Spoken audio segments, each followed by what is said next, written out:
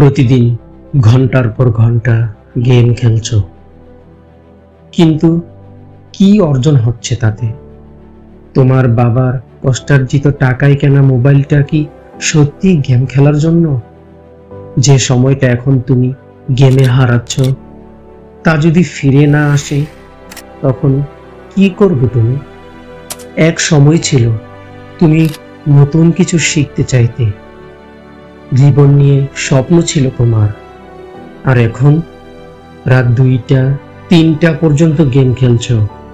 খাওয়ার সময় নেই, পড়ার সময় নেই, খেলাধুলা করার সময় নেই, পরিবারের সাথে কথা নেই।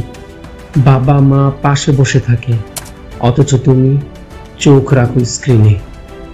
বন্ধু নেই, বাস্তব জীবন নেই, শুধু একটাই জগৎ, ভার্চুয়াল গেমের আসক্তি।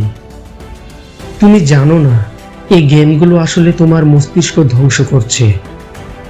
ধৈর্য কমে যাচ্ছে, আত্মবিশ্বাস হারিয়ে যাচ্ছে, একা হয়ে পড়ছো। তুমি খেলছো কিন্তু জিতে কি পাচ্ছ? Point, skins, virtual rank. অথচ বাস্তব জীবনে তুমি দিনকে দিন পিছিয়ে পড়ছো। তুমি জানো কেউ তোমার জায়গায় দাঁড়িয়ে সেই সময়টা কাজে লাগিয়ে বড় কিছু হয়ে যাচ্ছে, আর তুমি একটা মোবাইল স্ক্রিনে ডুবে নিজেকে শেষ করে ফেলছো ধীরে ধীরে।